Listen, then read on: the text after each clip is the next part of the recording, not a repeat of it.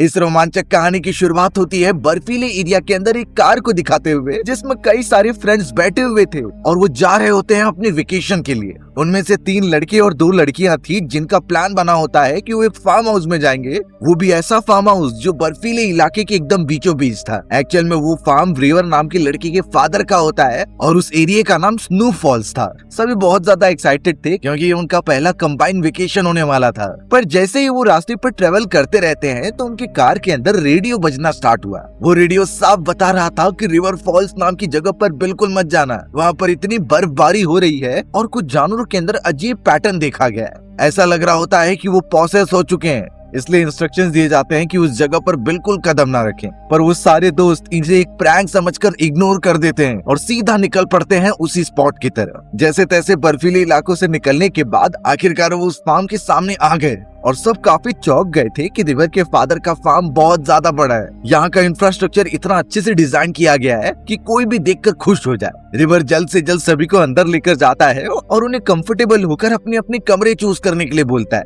लेकिन उसने साफ कह दिया था कि फार्म में जो सबसे बड़ा कमरा है वो उसकी दोस्त एडन का होगा। एडन भी इससे थोड़ा शर्मा जाती है और पता चला कि रिवर कहीं न कहीं एडन को पसंद करता है, इसी वजह से वो उसका इतना केयर करता था। बाकी लोगों के साथ एडन जब अपने कमरे में जाती है तो वो सच में देखकर खुश हो गई थी, क्योंकि कमरा बड़ा होने के साथ साथ काफी अच्छी तरीके से सजाया गया था, जैसे कि ये काम रिवर ने किया है उसे खुश करने के लिए। वो आसपास खिड़की के किनारे देखती रहती है, पर पता चला कि उसका एक साथी वहाँ पर आकर उसे डिनर के लिए इनवाइट कर रहा है क्योंकि उसकी प्रिपरेशन करनी होगी। रिवर भी जब अपने कमरे में आया तो उसके फादर कॉल करते हैं और वो पूछ रहे थे कि तुम सब अच्छी तरीके से पहुँच गए कि नहीं। रिवर ने कहा कि हम न्यू ईयर सेलिब्रेशन भी करने वाले हैं। इस बात से उसके फादर खुश तो होते हैं, लेकिन उन्होंने साफ इंस्ट्रक्शंस दे दी कि वो मेरे हाई क्लास वाले फर्नीचर को नुकसान न पहुंचाए, और साथ ही साथ उसकी मदर के कई सारे यूटेंसिल्स भी हैं, उसे बिल्कुल भी कुछ होना नहीं चाहिए। रिवर इस बात की गारंटी लेता है और अपने फादर को काम डाउन होने के लिए बोल देता है। वो दोनों और बात कर पाते, इससे पहले नेटवर्क इश्यू हो गया और उन्हें कॉल कट करना पड़ा।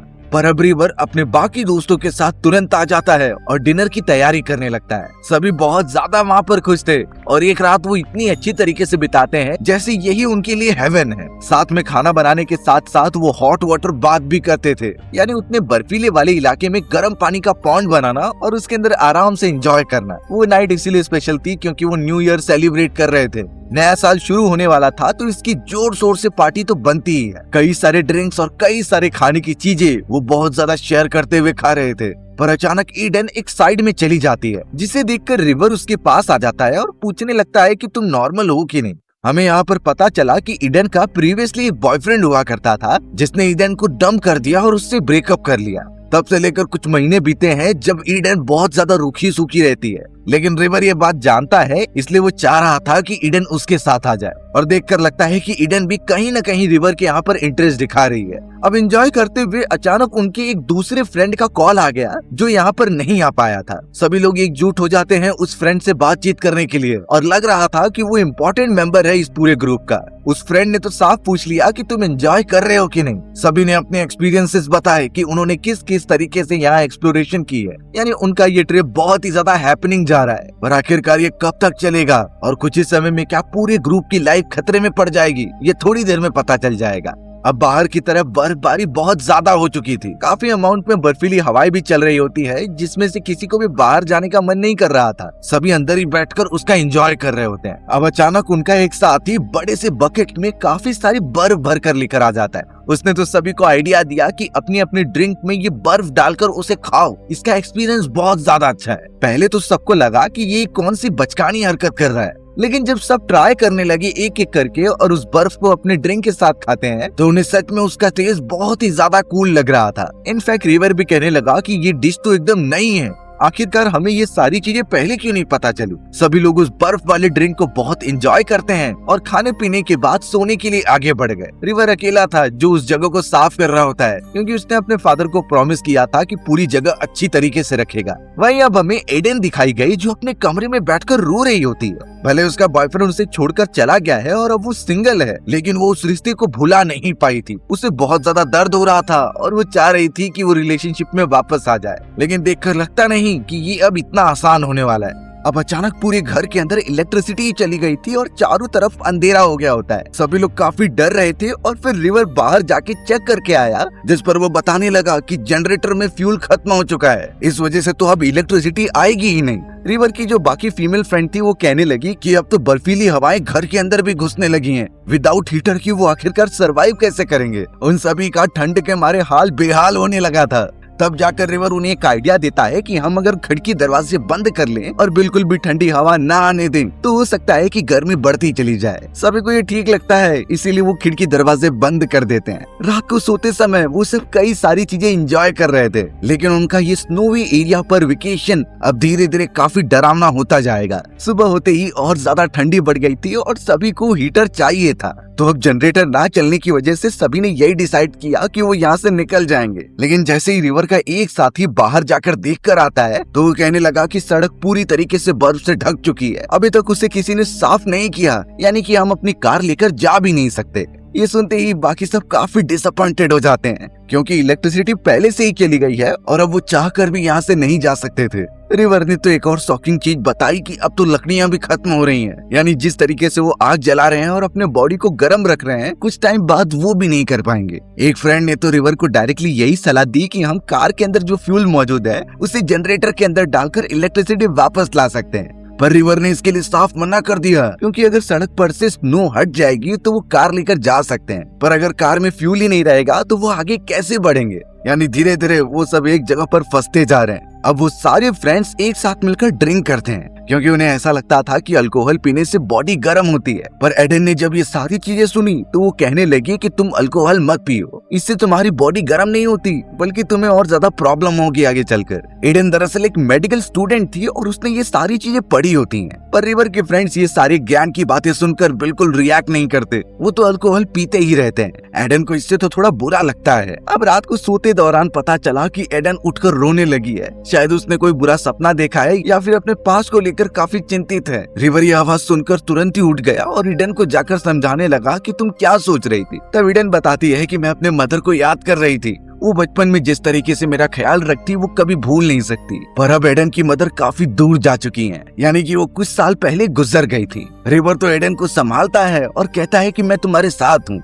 यानी इतने समय बाद एडन को काफी ज्यादा अच्छा फील हो रहा था रिवर के होने पर। अगले दिन रिवर का एक साथी उसके साथ गया था सड़क देखने के लिए कि वहाँ से बर्फ हटी कि नहीं, लेकिन वो दोनों बहुत ही डिसअपॉइंटेड वे में घर पर आते हैं और दोस्तों को बताते हैं कि वो बर्फ अभी भी मौजूद है। इनफैक्ट वो तो और ज्यादा बढ़ गई है। हालत अब और ज्यादा खराब हो गई थी, क्योंकि ठंड तो बढ़ती ही जा रही होती है। घर में आग जलाने की लकड़ियां कम हो गई थी और अब तो राशन भी खत्म होने वाला होता है। उनमें से कोई भी यहाँ से जा नहीं सकता और अगर कार चलाने की कोशिश करेंगे तो वो बर्फ में धंस जाएगी। यही सारी चीजें वो सब एक्सपीरियंस कर रहे थे और एक जगह पर मानो वो ट्रैप हो गए हों। अब यहाँ एकदम परेशान होने के बाद जब लकड़ियां एकदम से खत्म हो गई तो उनका एक दोस्त कहता है कि हमें इस घर के फर्नीचर को ये जलाना चाहिए, जिससे एटलीस्ट थोड़ी लकड़ियां मिल जाएं और हमारी बॉडी को गर्माहट प्रोवाइड हो। लेकिन रिवर इसके लिए साफ मना करता है, क्योंकि ये सारे फर्नीचर मेरे फादर के हैं और उन्होंने साफ मना किया है कि इसे कुछ भी मत करना।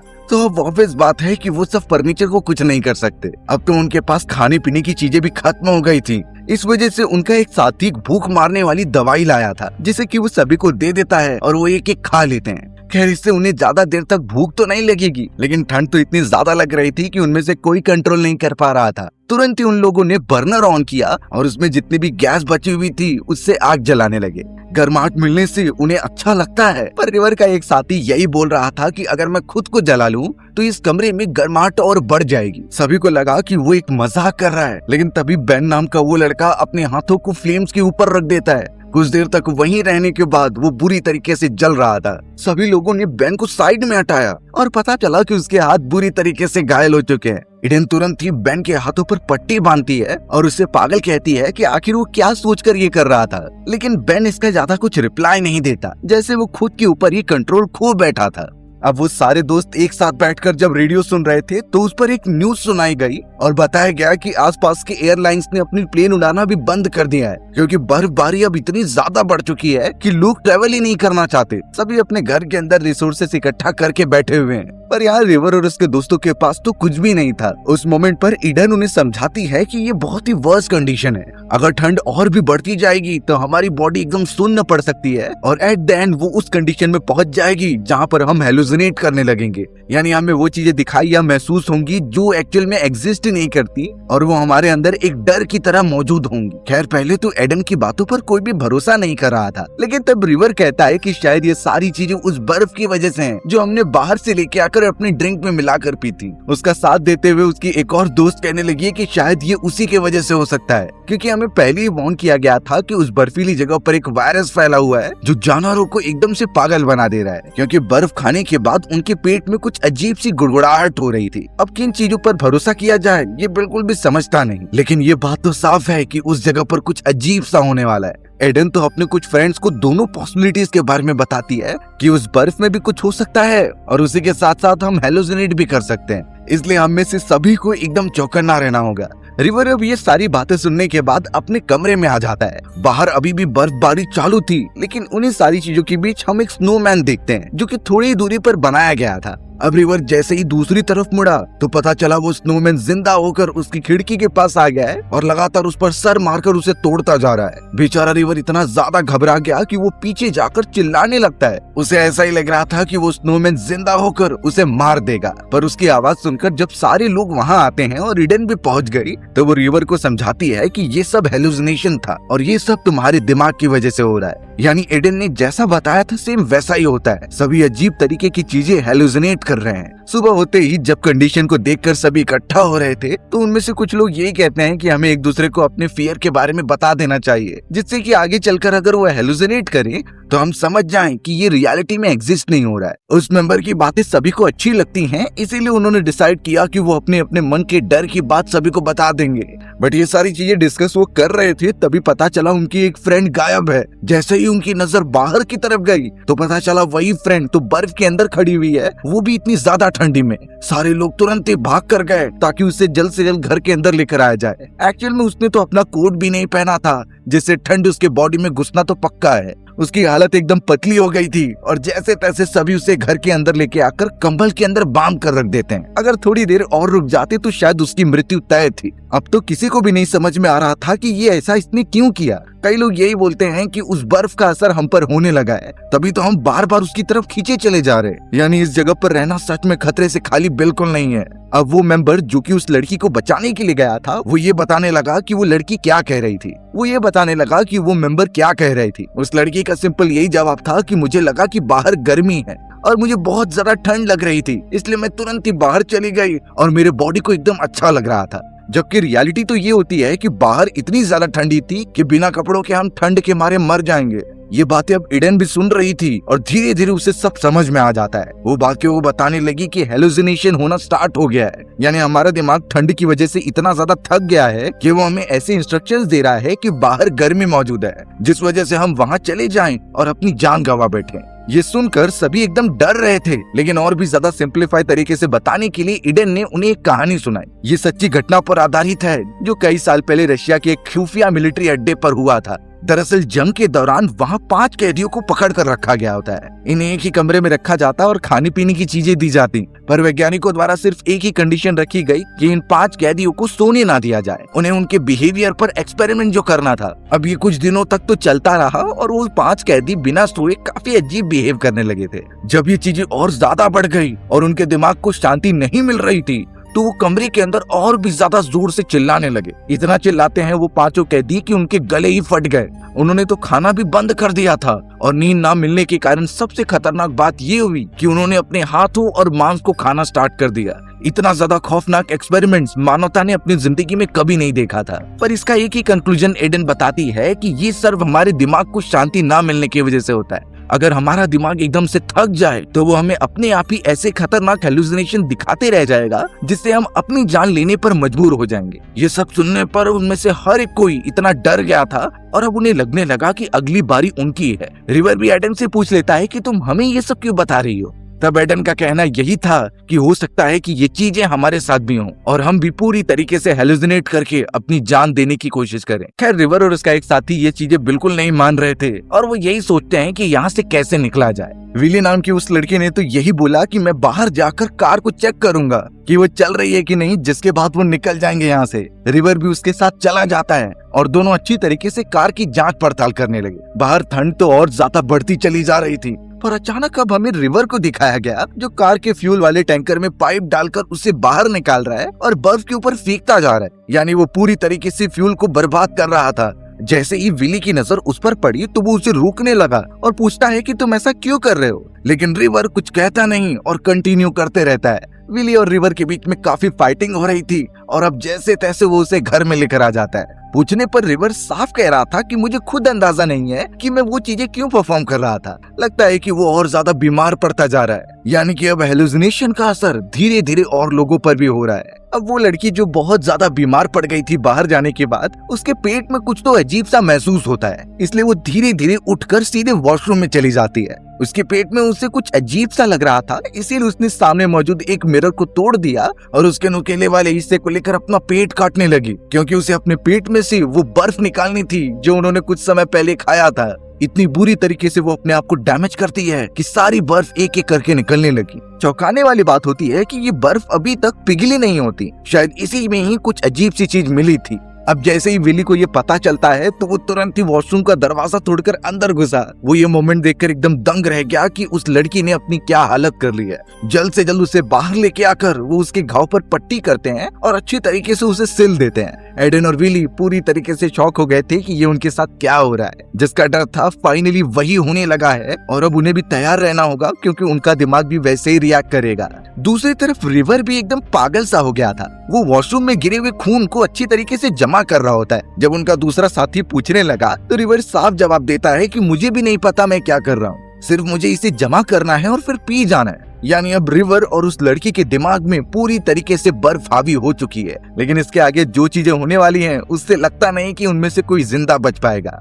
विली और एडन अब उस लड़की के पास होते हैं जिसका पेट बुरी तरीके से घायल था। वो एडन से पूछने लगा कि हम इसे बचा सकते हैं कि नहीं। एडन उसमें हाँ तो कह देती है, लेकिन उसका इलाज यहाँ पर नहीं हो सकता, उन्हें जल्द से जल्द हॉस्पिटल जाना ही होगा। वहीं रिवर भी बहुत पागलों जैसा बिहेव करता है। उसे ऐसा लग रहा था कि कोई यहाँ उन्हें मारने आ गया है और अगर वो यहाँ से भागे नहीं तो वो खत्म ही कर देगा। वहाँ पर तो ठंड कम होने का नाम ही नहीं ले रही थी, टेम्परेचर कम होता जा रहा था और उन लोगों की उम्मीदें भी। इसी वजह से विली अब बहुत ही ज्यादा गुस्से में ट्राई करता है कि वो फर्नीचर को तोड़ेगा और उनसे लकड़ियां निकालकर आग जला देगा। जैसे ही वो कुल्हाड़ी लेकर उन पर ठोकने लगता है तभी रिवर उसे रोकने आ गया और उन्होंने बिल्कुल भी इन्हें टच करने से मना किया है। पहले तो विली नहीं मानता, जिस पर रिवर ने उस पर धक्का मारा और उसे लेकर दूसरी तरफ कूद गया। ये झटका इतना तेज होता है कि बेचारे विली के सर पर एक चोट लग गई और वो इतनी गहरी होती है कि बेचारे की वहीं मौत हो जाती है। रिवर भी ये देखकर बिलीव नहीं कर पाता कि ये उसने किया है। वो एकदम से डरने लगा, जिस पर एडन और बाकी सब आकर कंडीशन को संभालने की कोशिश करते हैं, पर अब बेचारे उनके एक मेंबर की तो जान चली ही गई है।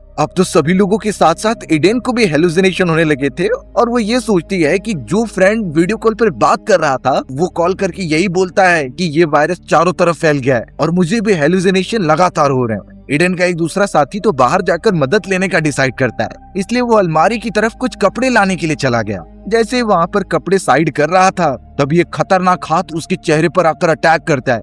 ये देखकर लड़का काफी डर कर पीछे भाग गया और अब वो एडन को लेकर आता है, क्योंकि उसे लग रहा था कि अलमारी में कोई मॉन्स्टर है। एडन जब उस जगह को चारों तरफ देखती है तो वहाँ कोई भी नहीं था। यानी अब ये सारी चीजें उनके दिमाग पर और ज्यादा हावी होती जा रही हैं। उस मेंबर ने तो एडन से साफ कह दिया कि मैं बाहर जाकर कुछ मदद लेकर आऊंगा, लेकिन उसे नहीं अंदाजा कि ये उसके आखिरी कुछ मोमेंट बचे हुए हैं और वो नहीं जानता कि क्या होने वाला है उसके साथ। पर अगर ऐसी कंडीशन में कभी हम फंस जाए जहाँ इतनी ज्यादा ठंड है कि हमारा दिमाग उससे हेलुसिनेट करता जा रहा है, तो आखिर उससे बचे कैसे? इन चीजों के लिए कुछ नॉर्मल तकनीक आती है जो इसी कंडीशन से निकले हुए सर्वाइवर्स ने बताए। सबसे पहले तो इस तरीके की ठंडी वाली जगह पर अपने बॉडी को पूरा कवर करके रखना है। कवर करने के बाद यही कोशिश रहेगी कि आग जलती रहनी चाहिए, इससे हमारे बॉडी को ठंड का एहसास नहीं होगा। और ऐसे सिचुएशन में इमोशन बिल्कुल काम नहीं आते। जैसे कि इन लोगों ने अगर फर्नीचर जला दिए होते और उससे बॉडी को गर्माहट मिल जाती तो ये नौबत कभी आती ही नहीं। अब आग जलते रहने के बाद हमें अपने खाने पीने का भी ध्यान रखना। पानी अगर बिल्कुल भी नहीं मिल रहा है तो हमें अपनी यूरिन से ही काम चलाना होगा। यूरिन भले ही सोचने में बहुत ज्यादा बेकार लगता है, लेकिन वो बहुत ज्यादा गर्म होता था और उसे पीने के बाद हमारी ठंडी बॉडी को थोड़ी सी ताकत मिलेगी। और अगर उनमें से किसी को भी यूरिन डायरेक्टली इनटेक नहीं करना है तो उसे थोड़ा धूप में रखिए और नीचे की तरफ एक प्लास्टिक डाल दीजिए, जिससे कि उस यूरिन का वाष्पीकरण होगा और उससे जो पानी की भाप निकलेगी वो दूसरे प्लास्टिक में जमा हो जाएगी। फिर वो प्योर तरीके से गर्म पानी बन जाएगा। आप उसे आराम से इंटेक कर सकते हो। खाने के लिए तो हमें नेचर और मछलियों पर ही जिंदा रहना चाहिए। उन्हें अच्छी तरीके से मारकर उसके बॉडी की ऊपरी परत निकाल लीजिए, क्योंकि ये हमारी गर्माहट के काम आ सकता है। पर यहाँ एडन और उसके साथियों के साथ तो कुछ अलग ही खेल चल रहा था। अब वो लड़की जो एक्चुअल में विली की गर्लफ्रेंड होती है, और विली तो मर ही चुका था, इस वजह से वो काफी परेशान हो गई और उसकी जेब से चाबी निकालकर कार में आकर बैठ जाती है। उसने जब इतने समय बाद हीटर चालू किया तब जाकर उससे थोड़ी राहत मिल रही थी। पर हमें पता चला कि वो लड़की भी हेलुसिनेट करने लगी है और अपने साइड में वो विली को जिंदा देख पाती है। विली तो उसे अपने पास बुला रहा था, जिस पर वो लड़की उसके साथ सो जाती है और उसी मोमेंट पर हमें पता चला कि वो वहीं मर गई है तड़प कर,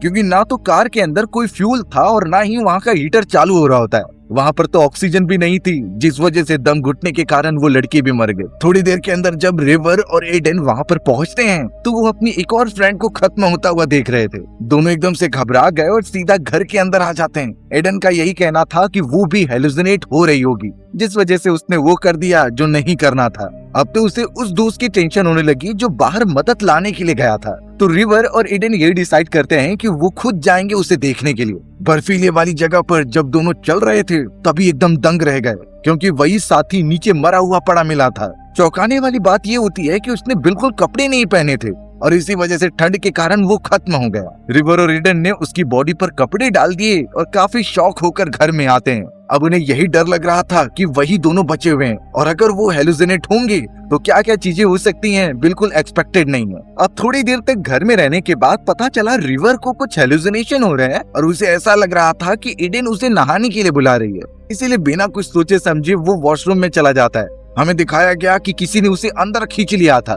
सच्चाई की बात तो ये थी कि एडन वहाँ पर थी ही नहीं। एडन जब अपने कोट निकालकर रिवर को आवाज देती है तो उसे लग रहा था कि वॉशरूम में पानी क्यों गिर रहा है। जैसे ही वो वहाँ पर देखने गई तो पता चला रिवर ठंडे पानी से नहाकर बेहोश पड़ा हुआ था, क्योंकि इतने ठंड में ठंडे पानी से नहाना मतलब मौत को चेतावनी देना था। वो जल्द से जल्द उसे बाहर लेकर जा रही थी तो पता चला इलेक्ट्रिसिटी आ चुकी है और तुरंत ही एडन ने पुलिस ऑफिसर्स को कॉल कर दिया था। यानी वो कुछ ही देर के अंदर वहाँ पहुँच जाएंगे और उनकी मदद करके बाहर निकाल देंगे। एडन इस बात से बहुत खुश हो रही थी, इसीलिए वो रिवर को घर के बाहर लेके जाकर बिठा देती है। कुछ ही देर के अंदर पता चला कि पुलिस ऑफिसर्स भी पहुंच चुके हैं, जिसके बाद एडन की खुशी का ठिकाना नहीं था। ऑफिसर्स ये पूछने लगे कि अंदर कौन कौन जिंदा है। एडन ने बताया कि मैं और मेरा दोस्त रिवर ही बचे हुए हैं, लेकिन जब वो रिवर की तरफ वापस देखती है तो पता चला कोई था ही नहीं वहाँ पर। एक्चुअल बात ये थी कि एडन भी हेलुसिनेट करने लगी है और उसका वो दोस्त रिवर तो पहले ही मर चुका था। पर इससे भी ज्यादा ट्विस्ट यहाँ पर आया कि सामने कोई पुलिस ऑफिसर्स थे ही नहीं और ना ही घर में इलेक्ट्रिसिटी आई होती है। ये सब भी एडन हेलुसिनेट करके इमेजिन कर रही थी, जिसका मतलब ये है कि अब वो वही आखिरी बची है वहाँ पर और शायद उसकी भी मृत्यु तय है। हमारी कहानी इसी तरीके से यहीं खत्म हो जाती है। सो व्यूअर्स, अगर आपको मेरा नरेशन 1% भी अच्छा लगा होगा ना तो वीडियो को लाइक एंड चैनल को सब्सक्राइब जरूर कर देना। मिलते हैं इसी तरीके की मजेदार वीडियोस में, तब तक के लिए बाय बाय।